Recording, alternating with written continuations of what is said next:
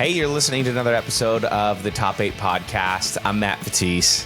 And I'm your co-host, TJ, as always. And the reason why you're listening to this podcast is probably because you grew up in the Warped Tour era. And so this is once and for all, finally, the festival episode. Woo!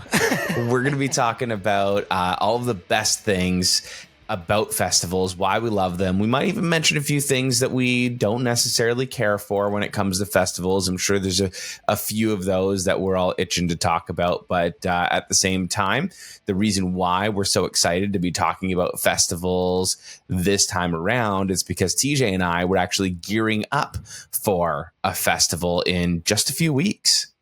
Yeah, All Your Friends Fest, which if you haven't heard of it, is basically like the Canadian version of When We Were Young at this point. It's kind of an all-star emo lineup, which is pretty great. Friday and Saturday, August 23rd and 24th. Friday lineup, you got bands like Billy Talent, iconic Canadian band, All American Rejects, Silverstein, Mayday Parade. The list goes on. Saturday, headliners, Fall Out Boy. And then we have Jimmy Eat World, Dashboard, Plain White Tees, Grandson, and more. Plenty of good bands. Stoked. The crazy thing is like it's also 2 days with two separate bands. So it's not like it's the same set and the same bands on two separate days. It's a full weekend festival with different acts. So you're going on different days to see different acts, which I'm really, really pumped about that. And I mean, who wouldn't be pumped to go to a festival where one day you get to see Fall Out Boy and the next day you get to see Silverstein, Mayday Parade, Billy Talent, All American Rejects. You know what I mean? So it's a huge one. 100%. I feel like a big complaint that some people have had about some of the, festival lineups that are out there is the repeating artists on this, like on different days where you pretty much, you're going to get exposed to the same things, which can be good if there's like overlapping set times. Sure. But to get different artists on different days is pretty ideal. Yeah, I'm super excited for this one and super excited to talk about the things that we love about festivals, because I almost wonder if there's going to be some things that maybe you love as a listener or TJ loves that I don't, or vice versa. True. Yeah. And I feel like some things can almost come as a negative in some senses, but can also be a positive too. So stay tuned. Yeah, absolutely. And so this week we're actually doing something a little bit differently. Instead of both of us coming up with our own top 8 list and whittling it down to an ultimate top 8 list, we've kind of already done that part. We've compiled a top 8 list before recording, and we're just going to run through our list and discuss the different things in the list because there's just so much to be discussed here. Do you want to just start and jump right into it and start at number 8? At number 8, pretty basic one, but just being around people who are actually into the same music as you. Like there's kind of a big atmosphere there, and getting to know people that 100% have the exact same taste in music as you is pretty cool. Yeah, I think it's fun because you see such a variety of people, but at the end of the day, like everybody is into the same thing. And I feel like that's rare in the emo, pop punk and punk world, because how many of us actually have friends that listen to the type of music that we do? I know it's like me and TJ, we hit it off really quick and really well because, we've related on music. But I mean, there's not that many people in my life that I hang out with that actually like the same music that I do, which is why I also love connecting on the internet. And through I was just my going to say, Instagram content page. Creation is basically that in a nutshell. Like there aren't that many people that we connect with on a daily basis. So making those bits of content, or even the podcast, like getting that out there for people to talk about music in an exciting and discussionary way. Yeah. I still believe that that's why MySpace was so popular, because it was social media, Music but centered. for the emo and punk kids, right? And then festivals like Warped Tour were where we all got together. It was like the MySpace meetup. And now these festivals like All Your Friends Fest have become the MySpace meetup. So I'm super pumped about that. And I love seeing all those people around and just like, seeing the takeover in areas that you wouldn't necessarily see. Like the area that this is in, it's north of Toronto by about an hour or so, and tends to be more of a countrified area. So to see a bunch of, 20 and 30-year-olds wearing all black up there in the middle of August, it's I'm excited for that. Yeah, I was gonna say, I mean, even comparing to like other festival experiences, it's so funny to see like when you're out and about being able to spot the people that are there for the festival, like, oh, you're wearing a band tee. Oh, I know that band. Like And there's some dude in a polo and you're like, yeah, you're not here for this. No, you came at the wrong time, buddy. Why are all these people so scary looking? What do we got at 7? Number 7, we have the vendors. So I don't know about you, but I love if there's a band that I'm not that crazy about, or I kind of want a little bit of a break. I love walking around and checking out all the vendors because you find some really cool stuff. 2, a lot of band members actually hang out at these tents. So you might actually end up running into some members from your favorite band. Or 3, you discover like a new business or a new company that like they're there for the same reason as you, right? Like they fit with your brand and who you are and your identity and what we're there for. So chances are their values are going to align with yours. So it's kind of like finding a perfect match. I feel like that's also why so many of us are still wearing Vans to this day. It's because they sponsored Warped Tour back in the day. And now there's a bunch of 30-year-olds that refuse to give up their Vans, even though it's probably destroying their feet versus buying like proper orthotic approved shoes. Guilty. But you know, it's like finding those vendors where they align with that image and that music. It's always cool to see what's out there. For sure. And I feel like they tend to have really good food options too. And like never has chicken fingers and fries ever hit so good as at a music festival. You know what I'm saying? And I don't know if that's the sun or that's just the specific vendors that they're bringing in. Yeah. Either way, I think the lineup for All Your Friends Fest is going to be great. So I'm excited to see what they have. And yeah, I'm excited to see like what companies are going to be there and, you know, cool new earplug company. Like, what are we expecting here? Like, I don't even know. We're going to get the Loop tent. Get some, you know, I don't know, some cool t-shirts or whatever that aren't band merch, some new cool energy drinks. Like, so, I mean, we'll see what sort of vendors and businesses are at All Your Friends Fest. And it's always fun. Like I said, just kind of like walking around and checking it all out. Because you never know what you're going to run into. And I really hope there's some cool stuff there and some cool, hopefully like some local businesses too. Yeah, 100%. What do we have at number 6? Number 6, we just have cool outfits. Whether you like to dress up or not, it's cool to see what people are wearing, especially the band tees. I like when people get those vintage band tees that they've had for, 20 years, sporting the classics. That's what I like to see. Okay, you know what I love, and I have the utmost respect for because I could never do this. I love the people that go all out in costume at a music festival where it's going to be 30 degrees outside, and I don't care if they're in a banana costume or if they're just full out all makeup, white, black eyeliner. They're putting on some big crazy wig or something, and they've got some big crazy designer or something. I don't know. Like, you just see so many like crazy outfits at festivals, even the emo ones. And when I was at Sick New World, some dude had fully committed to the vessel outfit, like painted his whole body black, had the mask and like the wardrobe and everything. I was like, how are you not dying of heat? It's like 110 degrees. I have no idea. And that's one thing this is why I say, like, I respect the people that go all out with the outfits because I am not that person. I'm picking the comfiest shoes. I'm going to wear a white t-shirt. I'm wearing shorts. I'm putting on suntan lotion. I'm like taking care of myself at that festival because I know I'm in it for the long haul and I want to last the whole day. And if I went in a costume of some sort or wear all black, I'm not making it to the end of the night. And for me, you're spending that much money on going to a festival. You want to see all of your favorite bands. I need to make it to the end. I need to pace myself. You got to survive. So you got to pace yourself. That's definitely one thing I've learned with going to specifically music festivals is you can't, blow all your energy in the first 2 bands and then you're just like kind of chilling. It kind of sucks for the first bands. Yeah, because you just don't get that level of like energy. It's like, I don't know if it's actually worse or better, right? Because it's like the festival just started. So, half of the people don't want to spend the energy, but then the other half do have the energy and they can spend it if they want. This one, I mean, it's at the end of August, but at least like for the Canadian summer, we're starting to like come down usually in terms of I don't know, man. It's like 30 degrees, which is what, like 90 to 100 in Fahrenheit for the American listeners. Like it's been hot throughout July. So I'm like, who knows what it's going to be towards end of August. We'll see if it sustains, I guess.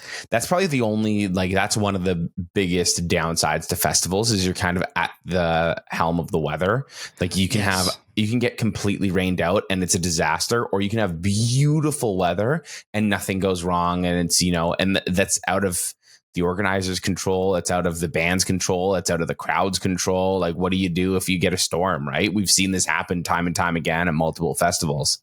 Yeah, there's nothing you can do about that when there's nobody you can blame either. And it's like, I don't know, it's so tough. But on the other hand, if it is nice and sunny and warm, that just adds so much more to like the atmosphere of the environment. Like I remember going to Warped Tour and it's like the sun is blazing down, but you're just so excited to be there with like seeing all these bands. So like if there's any ounce of rain, that level of excitement would have come way down. So just like, it's definitely a toss up.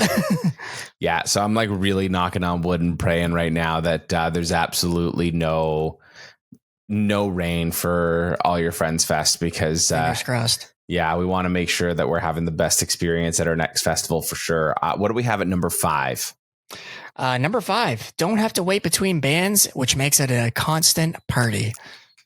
I love that. That's my honestly, I think this might actually be my number 1 on this list, because I don't know if it's like the older we get, if this is a thing, but actually probably not, because I remember hating waiting between bands when I was a kid too. It was like, there's nothing worse than that wait between bands, whether it's 15 minutes or 45 minutes. It always feels like an hour or two, because you're like, you saw your one band, you gave that energy, and now you got to sit there, wait for them to tear everything down, put everything up at a concert. And you're just like, standing in the same spot is also worse than walking. So you're just standing in the same spot. You're not dancing, you're not walking, you're not sitting, you're not doing anything. And then that's when it really starts taking that toll on your feet and on your back. And you're just like, oh my God, I just want the music again. Whereas at least with a festival, there's always nonstop action. So it's like bam, bam, bam, bam, bam. And it helps the day progress and move along, right? It makes it feel like less of a long day.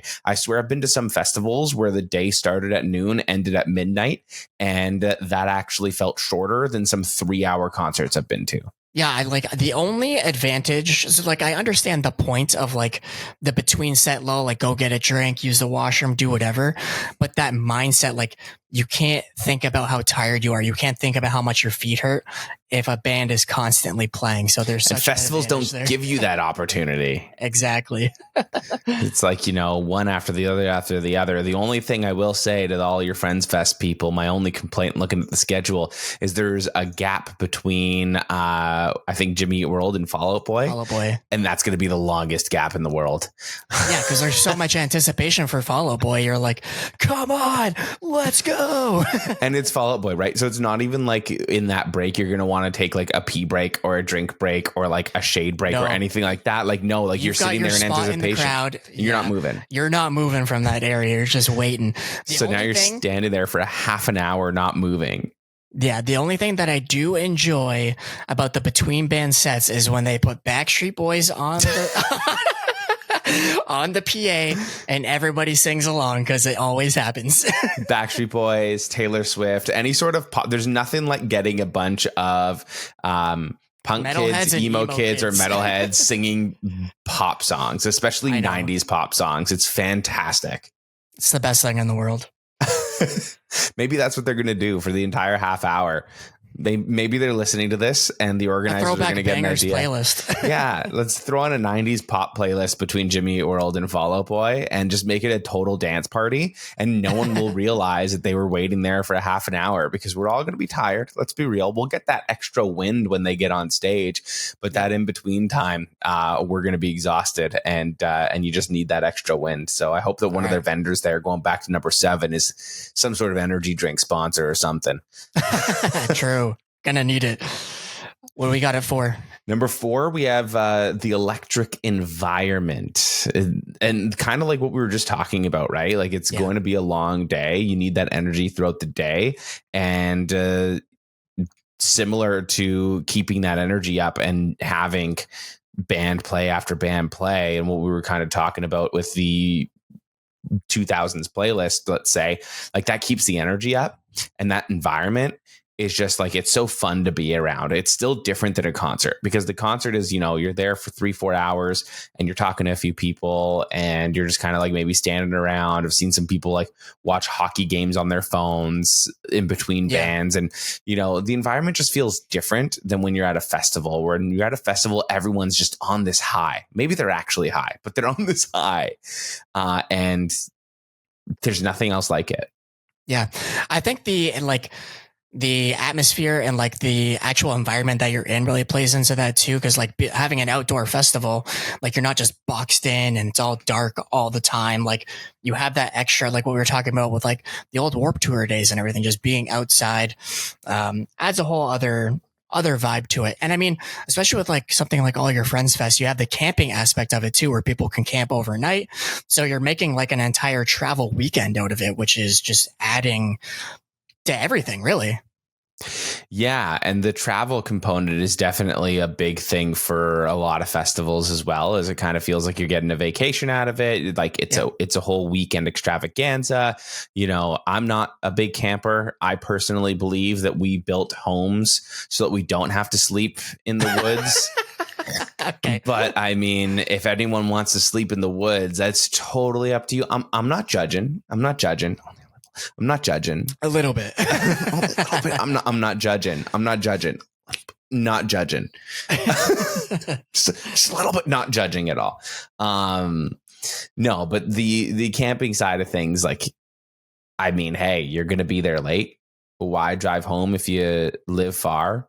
Why not head on over to the campground, have a few drinks, get together with some friends. Like I feel like that's another thing of just like bringing people together for that outside of just the music too. Like you get that extra experience after the music is done and before the music has started. You're still like hanging with friends in the same environment, which I think is like, don't get me wrong, I'm gonna go home on the Friday night, shower on the Saturday, and come nice and clean for round 2. But especially if we're going hard during Billy Talent, I'm gonna be like nice and sweaty. I don't really want to be sleeping in the sweat, so I'm gonna need that shower. But yeah, getting that dirt in your pores, like, come on, I'm in my 30s. Game over. But seriously though, like the camping from, like, I don't know if you've seen it, but the people that are putting on this festival, they also put on another festival called Boots and Hearts, and it's like basically the country equivalent to this. It's a 2-day country festival in the same campground, and I've seen some videos that they've taken and some pictures, and they do a really good job, at least with their campground. From what I've seen, it looks like it's a lot of fun. It looks really well organized, so that's why I kind of also have a lot of hopes for this one being like a first time festival. And there's been such a hole in the market in the Toronto area for something like this. Like years ago, we had Riot Fest in Toronto. That disappeared. Of course, we had a Warped Tour. Like there were so many traveling tours that would come through here. Yeah. But there's no real thing for us in the area, and I'm super excited that someone that's, a company that's been doing it with a country festival and has been successful doing it with a country festival for so long, like to kind of dip their toes in this for the first year. Like I'm hoping that this is successful, because this might be one of those things that we have in our backyard every single year. Like if Chicago can have Riot Fest, why the hell can't we have this? Exactly. So that's why I think I'm super pumped about it. 100%. What do we have at number 3? Number 3, this is one of those things where I said could be a negative in some people's perspective, but I'm looking at it as a positive. So the cost. Yes, a day or a pass is generally more expensive for a festival. But if you think about seeing all of those bands on their individual headlining tours, you're spending way more. Like I think All Your Friends Fest 2 days is only like just over $300 or something like that. Whereas I saw Fall Out Boy last year or 2 years ago on the lawns at Bud Stage, and it was still like almost $100. Yeah. So like it's that kind of mentality of like maybe a bit more to begin with, but like it's definitely worth it if you spread that out over the mass amount of bands that you're actually seeing. Especially if you're not doing too much travel. Like if you're in the area, you know what I mean? Like it's different if you're flying to another state or another country to go to a festival. Like, yeah, but then you get a vacation out of it and you get to spend a couple of days seeing your favorite bands. But I mean, like, how much do you think the average ticket costs for a band like Fall Out Boy?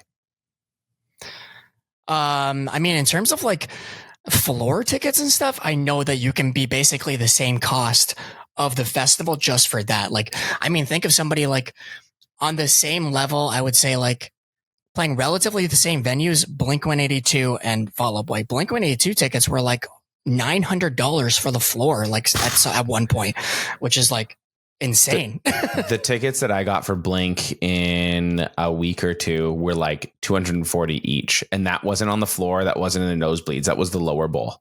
Yeah. So I think I'm in the same kind of region, and we were like, yeah, 250, 300 a ticket, which is like, crazy. Yeah, paying that whole third, like that's the same cost as all your Friends Fest, which is kind of crazy. Which is incredible. And that was kind of the point that I was getting to. Like Fall Out Boy tickets are probably anywhere between $100 to $200 on their own. Jimmy Eat World's probably like an $80 to $100 ticket. Dashboard Confessional's probably, you know, an $80 ticket as well.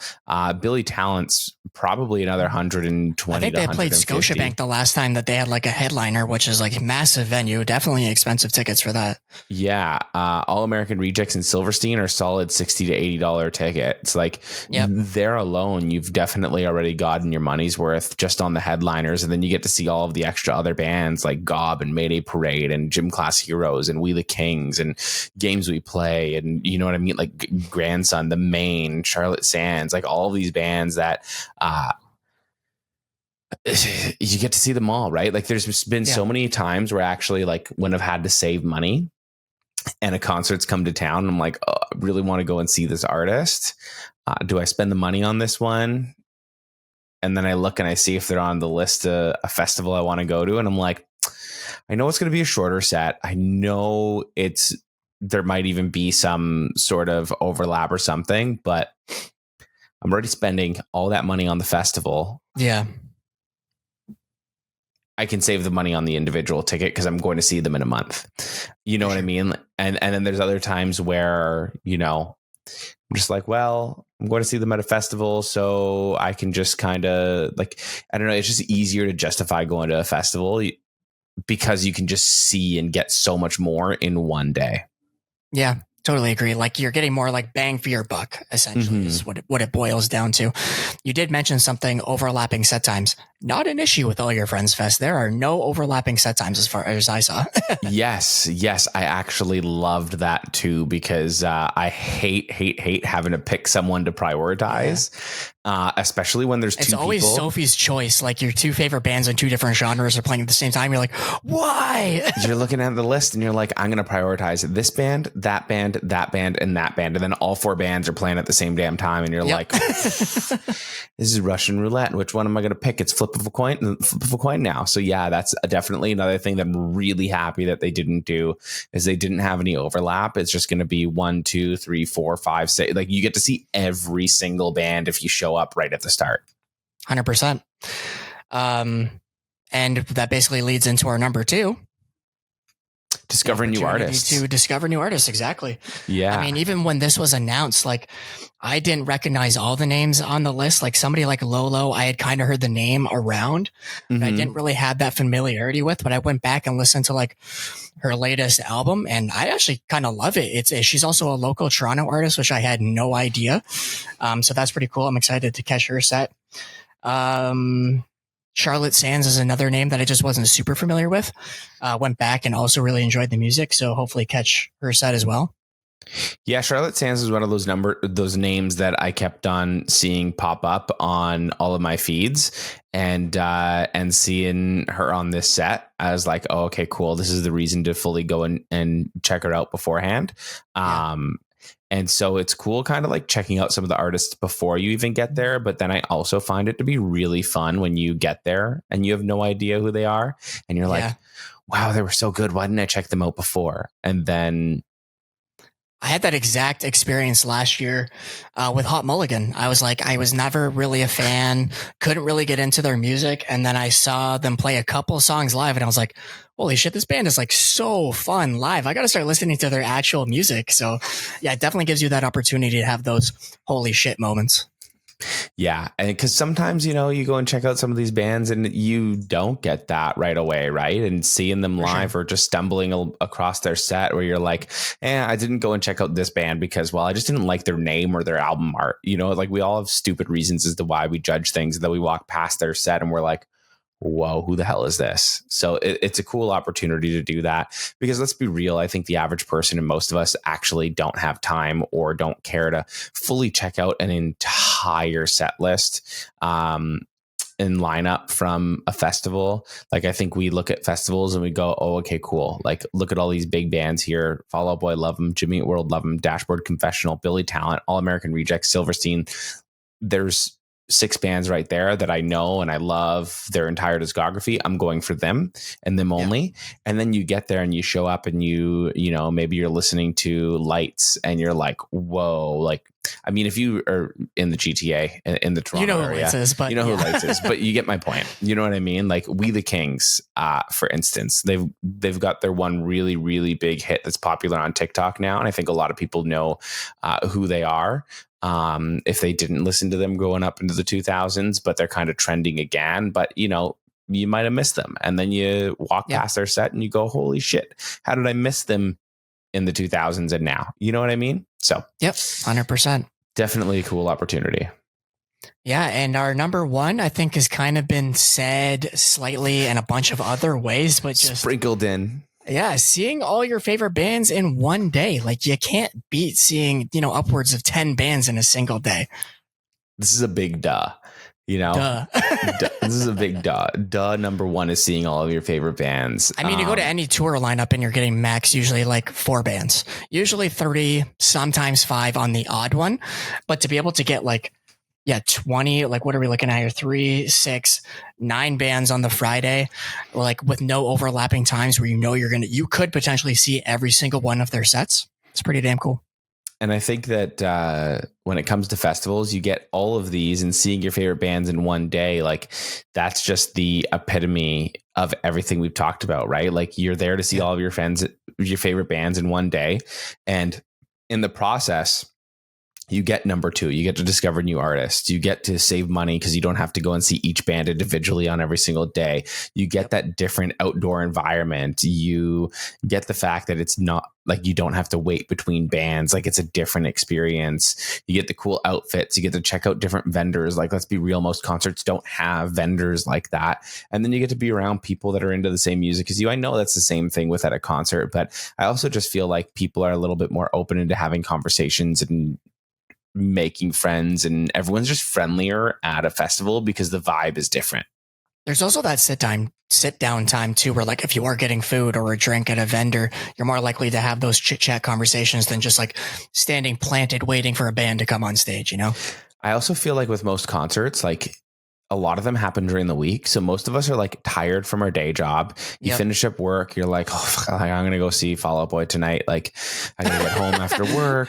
And I know, but like you're excited for Fall Out Boy, but like you still need to get home from work at 5:00, take a shower, change, like hop on the train, head over to the venue, and then now stand there until 11:00 at night. And then know you got to get back on the train, go home, sleep, wake up at 6 a.m. the next day to get back to work and do the thing all over again. Whereas at least with festivals, it's like, this is me time. This is my time. I have the day off. I have the weekend off. It's scheduled for me. And that's that. Like, that's what you're doing today. It's seeing all of your favorite bands. You don't with all have your work. Friends at all your friends fest. Exactly. But there's no extra, I guess, bullshit in the day or to anticipate the next day. For sure. So, I mean, those are all my favorite things about festivals and TJs as well. We've talked about. Is there anything else that you wanted to mention on your end based off of everything that we've talked about, or anything about festivals that we didn't talk about? I think we pretty much covered everything. Like we chatted about, you might not be able, like sometimes there's some limited set times. Like you might not get like the full set you might get at like a headliner or something like that. But again, it's kind of that toss up of, we're going to see 8 other bands that we probably wouldn't have seen in that context. So it's little tasters of a bunch of different things instead of like one big meal, if that makes sense. I love that. I love that. That's such a great explanation as to what a festival is. Go and get all your samples. It's like the Costco samples. You get everything. And then at the end, you get one big meal by Fall Out Boy. Perfect. That's exactly what I want. Well, thank you so much for listening to another episode of the Top 8 podcast. We loved talking about festivals, and we should hopefully have some more festival episodes coming out soon. With that being said, keep an eye on our Instagram page for more content from the festival. We're hopefully going to be doing some interviews with some of the bands on this bill as well, and getting that content up on our Instagram page. We're going to be putting together a special episode of the podcast for you with some of those clips. And we're really, really looking forward to the whole experience and sharing that with you. If there's anything about festivals that you feel like we didn't mention, anything that you love about a festival, anything you don't like about festivals, like, let us know in the comments. Remember to subscribe to the show, to follow us on Spotify, leave those reviews, subscribe on YouTube, and leave those comments. Those always help us go a very long way. And thank you so much for hanging out with us again. Yeah, and if you're going to be in the area at All Your Friends Fest, or if you're thinking about it, we're going to be there. So let us know, and maybe we can, maybe you'll spot us there. Yeah, please say hi. We're friendly. We don't bite, unless you put food in our mouths. Anyways. Yeah. TJ's dad joke. I think you've said that before on the podcast. I think I did too. That's great. So yeah, don't be afraid to say hello to us. I promise we'll give TJ a mouth guard or something. It won't hurt. We'll see you next week.